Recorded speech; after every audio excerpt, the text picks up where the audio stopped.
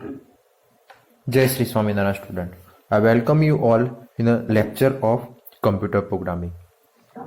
So in a previous lecture, you learned about the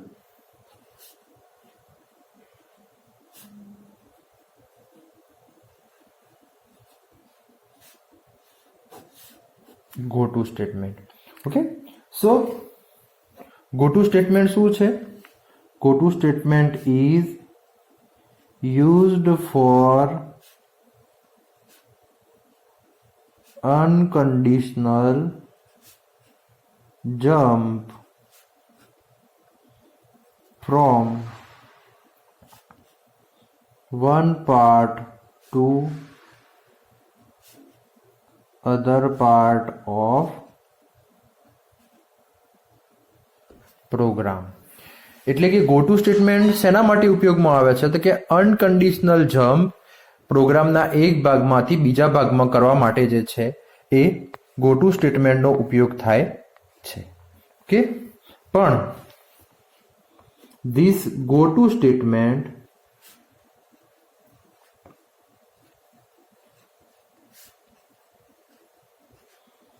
violate the rule of structure programming. એટલે કે આપણું આ જે અનકન્ડિશનલ ગો ટુ સ્ટેટમેન્ટ છે એ જે છે એ શું કરે છે તો કે સ્ટ્રક્ચર પ્રોગ્રામિંગના રૂલ જે છે, સ્ટ્રક્ચર પ્રોગ્રામિંગનો નિયમ જે છે એને ઉલ્લંઘન કરે છે અથવા તો તોડે છે. Okay, so it is advised to avoid the use of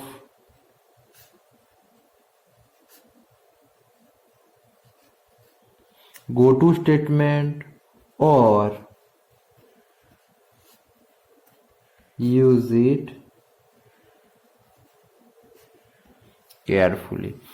એટલે તમને સલાહ આપવામાં આવે છે કે ગો ટુ સ્ટેટમેન્ટ જે છે એનો ઉપયોગ જે છે એ તો ક્યાં તો સાવધાનીથી કરો અથવા તો એનો અવોઇડ કરો. Okay, because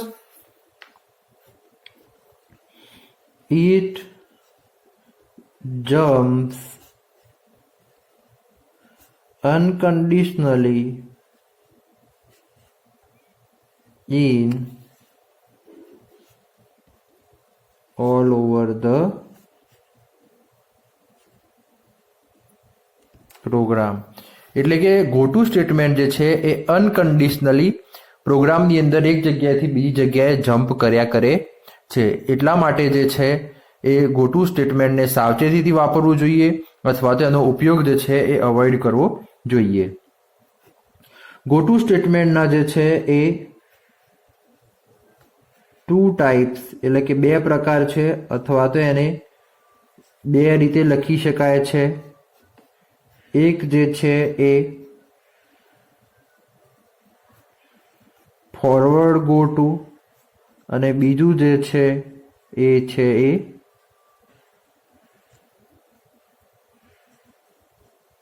backward go to.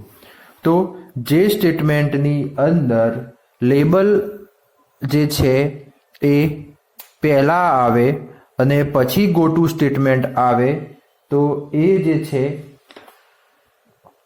એને આપણે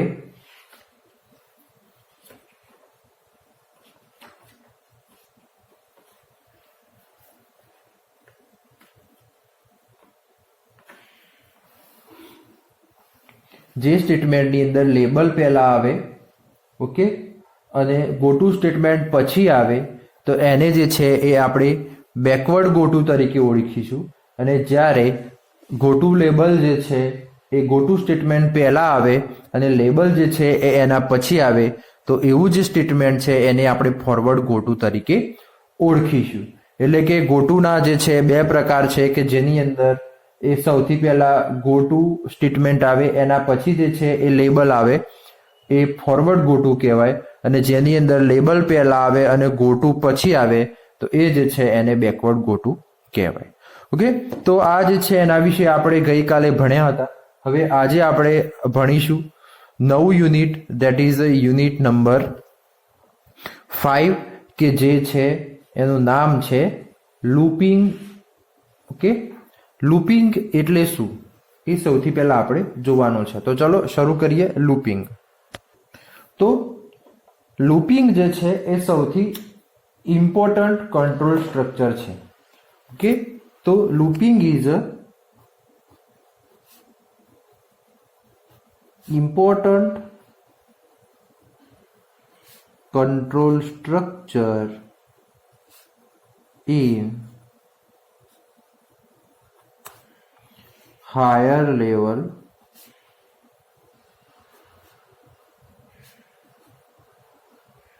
languages. ઓકે, લૂપિંગની તો સૌથી પહેલા જરૂર શેના માટે પડે? તો લૂપિંગની જરૂર જે છે એ કોઈ એકનો એક કોડ જે છે એને વારંવાર રિપીટ કરવાનો થાય તો એ વખતે જે છે એ લૂપિંગની જરૂર પડે. સપોઝ કે તમારે કોઈ બે સંખ્યાનો સમ કરાવડાવો છે અને એ સમ તમારે 5 વાર કરાવડાવવાનો છે. તો 5 વાર અલગ અલગ તમે સમ કરાવડાવો, એની જગ્યાએ તમે લૂપિંગનો ઉપયોગ કરી અને એક જ વાર સમ કરી અને 5 અલગ અલગ વેલ્યુનો પણ તમે સમ કરાવડાવી શકો છો. કહેવાનો મતલબ શું છે કે કોઈ પણ બ્લોક ઓફ સ્ટેટમેન્ટની વારાઘડીએ જરૂર પડે અથવા તો એને વારંવાર ઉપયોગ કરવો પડે તો એ વખતે જે છે એ લૂપિંગ સ્ટ્રક્ચરનો ઉપયોગ જે થાય છે અથવા તો લૂપિંગનો ઉપયોગ જે છે એ સૌથી વધારે થાય છે. એટલે લૂપિંગ જે છે એ હાયર લેવલ લેંગ્વેજીસની અંદર ઇમ્પોર્ટન્ટ જે છે એ કંટ્રોલ સ્ટ્રક્ચર છે. સાથે જે છે એ એનો ઓબ્જેક્ટિવ શું છે?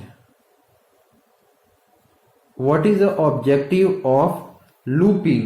Than objective of looping is to repetition of the part of program that is block of statements in program. એટલે એકના એક સ્ટેટમેન્ટ જે છે એ વારંવાર રિપીટ કરવામાં આવે તો આ જે છે એ મેઇન ઓબ્જેક્ટિવ છે કે અમુક પાર્ટ અથવા તો અમુક સ્ટેટમેન્ટ જે છે એ વારાઘડીએ ઉપયોગમાં આવે તો એને તમે વારાઘડીએ જે છે એ લખવાની જગ્યાએ લૂપિંગ સ્ટેટમેન્ટની અંદર લખી અને તમે એને નંબર ઓફ ટાઈમ્સ એટલે કે જેટલી વાર તમારી ઈચ્છા થાય એટલી વાર તમે એને ફેરવી શકો છો. ઓકે, તો જુઓ આપણે જે છે એ સપોઝ કે એક એક્ઝામ્પલ જોઈએ. ફોર એક્ઝામ્પલની વાત કરીએ તો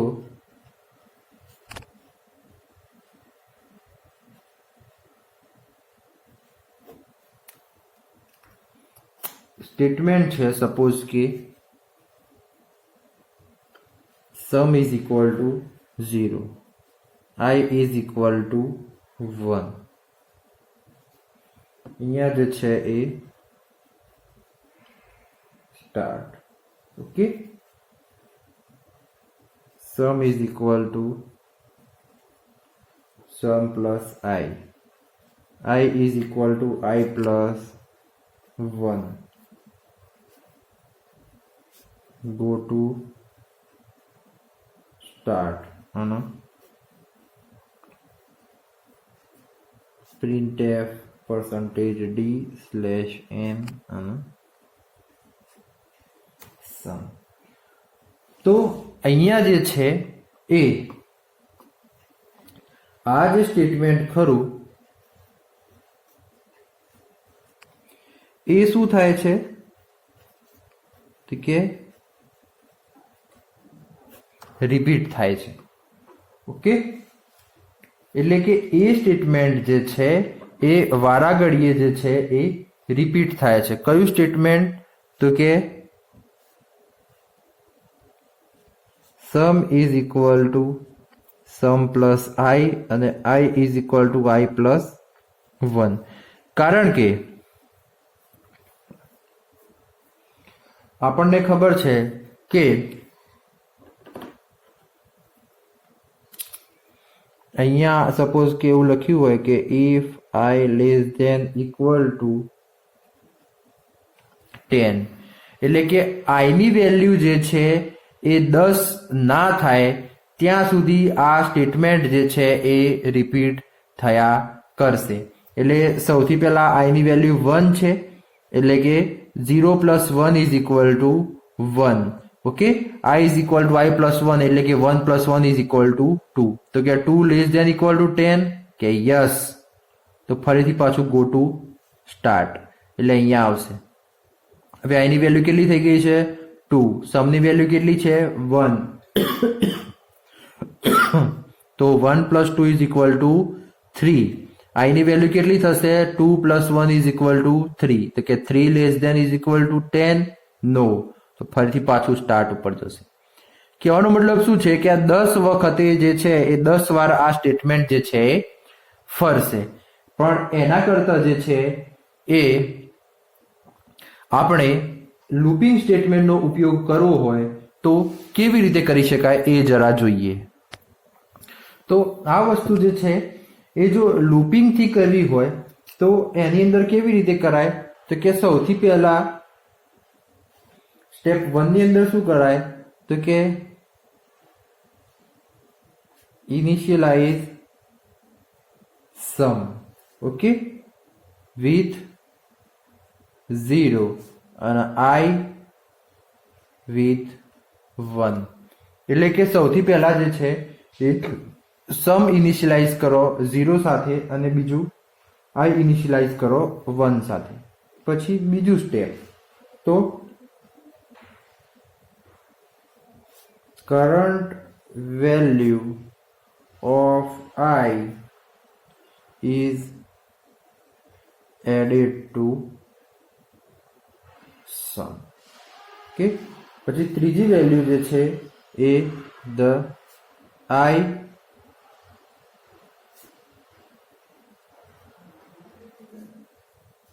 incremented by 1. Okay, પછી 4 છે કે if I less than equal to 10, then go to step 2, otherwise. પાંચમા સ્ટેપ ની અંદર શું લખ્યું છે? The value of sum is output, otherwise go to step જે છે એ 5. ઓકે, જો આ જ વસ્તુ દાખલા તરીકે આપણે જે છે એ લૂપ, સપોઝ કે ફોર લૂપ ની અંદર લખવી છે, તો this is the example 4.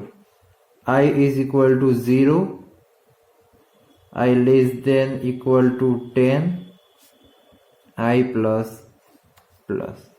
Okay, અહીંયા લખેલું હોય કે ભાઈ sum is equal to 0 and sum is equal to sum plus I. Okay, અને અહીંયા લખ્યું હોય printf %d/m અને sum. કહેવાનો મતલબ શું કે આવી રીતે જે છે એ તમે લૂપમાં લખી શકો અને આ જે સ્ટેટમેન્ટ જે છે એ શું થયા કરે? રિપીટ થયા કરે. ક્યાં સુધી? તો કાંઈ આઈ ની value less than equal to 10 ના થઈ જાય ત્યાં સુધી. ઓકે, આ જ વસ્તુ જો વાઇલ લૂપથી લખવી હોય તો કેવી રીતે લખી શકાય? તો કે while I less than equal to 10 okay, અહીંયા ઉપર જ લખેલું હોય. સપોઝ કે અહીંયા લખું છું I is equal two 0 1 sum is equal to 0 sum is equal to sum plus I અને I is equal to I plus 1. printf %d/n sum. તો આ બંને જે છે એ લૂપિંગ સ્ટેટમેન્ટ છે અને લૂપિંગની અંદર આ જે બે કૌંસની વચ્ચે લખ્યું છે અથવા તો આ કૌંસની વચ્ચે લખ્યું છે એની અંદર જે આ પોર્શન જે છે ને એ શું થશે? રિપીટ થયા કરશે. ક્યાં સુધી? તો કે I ની વેલ્યુ જે છે એ 10 ના થઈ જાય ત્યાં સુધી. કહેવાનો મતલબ શું છે કે એકનો એક જ પ્રોગ્રામ અથવા તો એકના એક સ્ટેટમેન્ટ જે છે એ વારાઘડીએ તમારે યુઝ કરવાનું થાય તો અથવા તો રિપીટેશન કરવાનું થાય એનું, તો એ વખતે જે છે એ લૂપિંગ સ્ટેટમેન્ટ જે છે એનો ઉપયોગ કરવામાં આવે છે.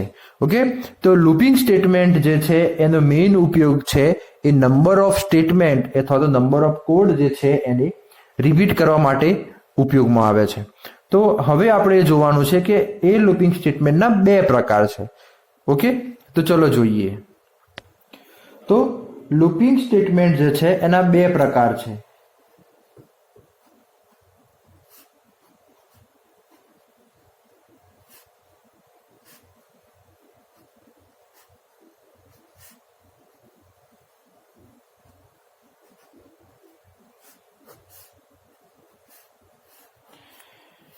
એક જે છે એ છે એન્ટ્રી કંટ્રોલ લૂપ અને બીજું જે છે એ એક્ઝિટ કંટ્રોલ લૂપ. તો હવે જે છે એ સૌથી પહેલા આપણે જોઈએ કે ભાઈ એન્ટ્રી કંટ્રોલ લૂપ કોને કહેવાય.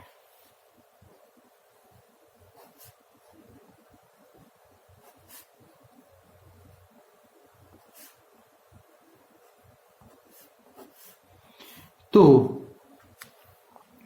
જે લૂપની અંદર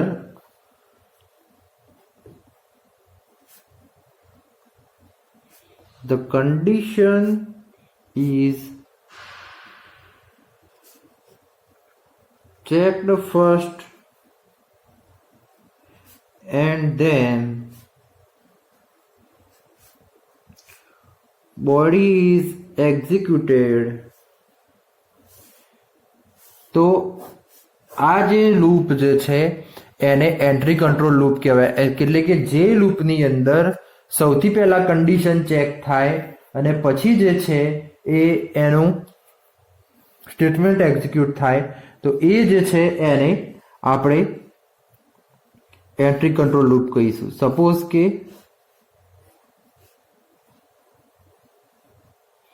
અહીંયા કન્ડિશન ચેક થાય છે. ઓકે,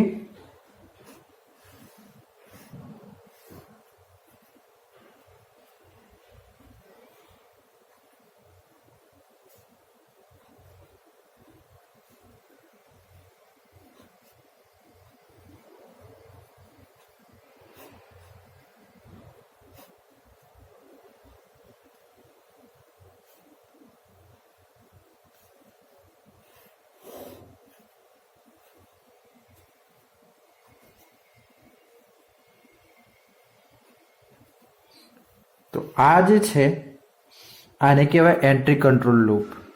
તો સૌથી પહેલા કન્ડિશન ચેક થાય, જો કન્ડિશન ટ્રુ હોય તો સ્ટેટમેન્ટ ઓફ બોડી જે છે એ એક્ઝિક્યુટ થાય અને જ્યાં સુધી કન્ડિશન ખોટી ના થાય ત્યાં સુધી આ સ્ટેટમેન્ટ જે છે રિપીટ થયા કરે. જેવી કન્ડિશન ખોટી પડે એટલે સીધું અહીંયા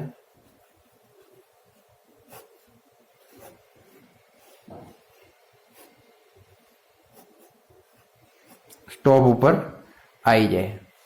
કહેવાનો મતલબ શું છે કે એકના એક સ્ટેટમેન્ટ જે છે એ વારાઘડીએ રિપીટ થાય ક્યાં સુધી કન્ડિશન ફોલ્સ ના થાય ને ત્યાં સુધી. તો આવા જે સ્ટેટમેન્ટ જે છે એ એન્ટ્રી કંટ્રોલ લૂપ એ કયા સ્ટેટમેન્ટ છે? તો એ જે છે એ while અને for.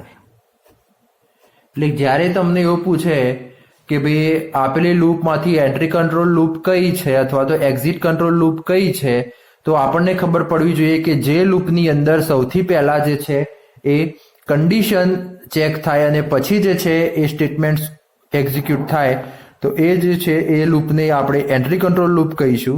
જ્યારે જે લૂપની અંદર સૌથી પહેલા સ્ટેટમેન્ટ એક્ઝિક્યુટ થાય અને પછી જે છે એ એના સૌથી પહેલા જે છે એ કન્ડિશન ચેક થાય અને પછી જે છે એ એના સ્ટેટમેન્ટ એક્ઝિક્યુટ થાય, તો એને એન્ટ્રી કંટ્રોલ લૂપ કહેવામાં આવે છે. અને ફોર એક્ઝામ્પલ તમને કે આ તો ઉપર મેં સમજવા માટે લખ્યું છે, પછી લખવાનું કે for example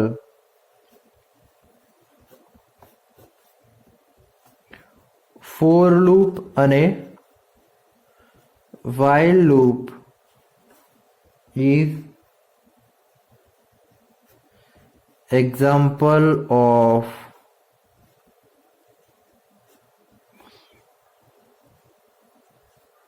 entry control loop. અને એવી જ રીતે જે છે એ એક્ઝિટ કંટ્રોલ લૂપ છે. તો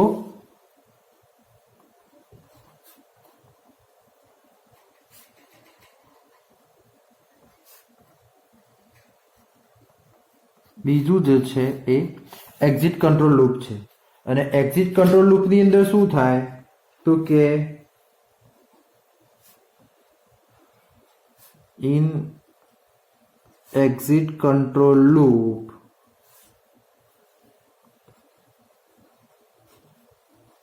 body is executed first, then condition is checked. એટલે કે એક્ઝિટ કંટ્રોલ લૂપની અંદર શું થાય કે સૌથી પહેલા જે છે એ સ્ટેટમેન્ટ એક્ઝિક્યુટ થાય પછી કન્ડિશન ચેક થાય. ઓકે, એટલે એની અંદર કેવી રીતનું ફ્લો ચાર્ટ બનશે તો કે આવી રીતે સૌથી પહેલા જે છે એ બોડી એક્ઝિક્યુટ થશે. ઓકે,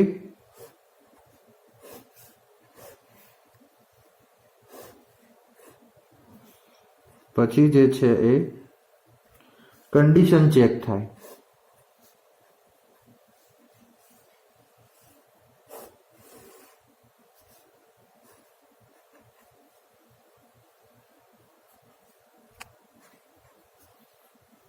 તો સૌથી પહેલા જે છે બોડી એક્ઝિક્યુટ થશે, કન્ડિશન ટ્રુ હશે ત્યાં સુધી જે છે એ આ રિપીટેશન થયા કરશે.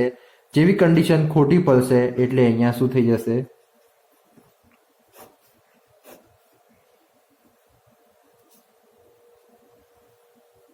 સ્ટોપ થઈ જશે. ઓકે, અને એના એક્ઝામ્પલમાં વાત કરીએ તો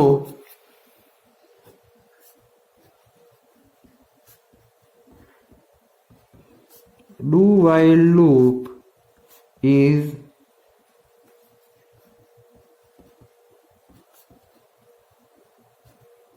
exit control loop. એટલે કે do while loop જે છે ને એ exit control loop છે.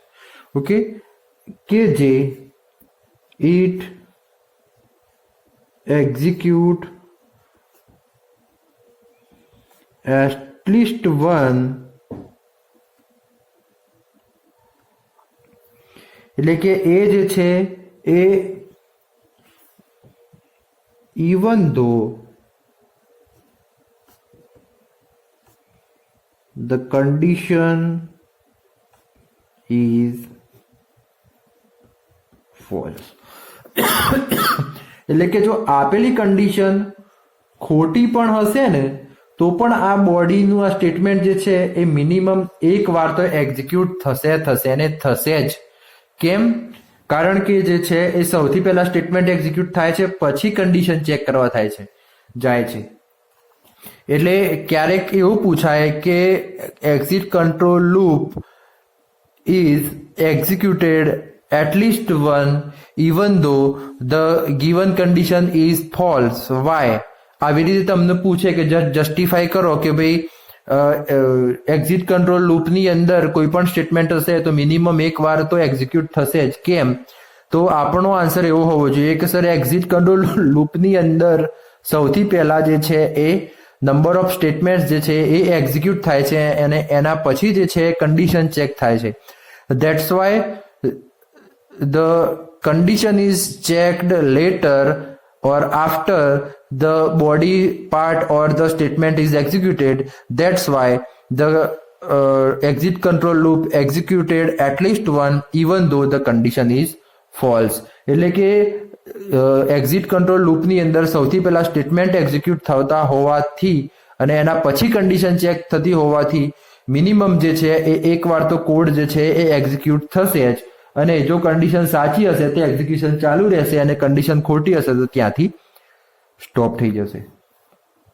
તો હું આશા રાખું છું કે તમને એન્ટ્રી કંટ્રોલ લૂપ અને એક્ઝિટ કંટ્રોલ લૂપની અંદર ખબર પડી હશે. ક્યારેક આ જે વસ્તુ જે છે એ તફાવત અથવા તો ડિફરન્સના રૂપમાં પણ પૂછાઈ શકે છે. ઓકે, તો આ આપણે જે છે એ એન્ટ્રી કંટ્રોલ લૂપ અને એક્ઝિટ કંટ્રોલ લૂપ સમજ્યા. હવે આપણે આવતા લેક્ચરમાં મળીશું નવા ટોપિક સાથે. ત્યાં સુધી જય શ્રી સ્વામિનારાયણ. અસ્તુ.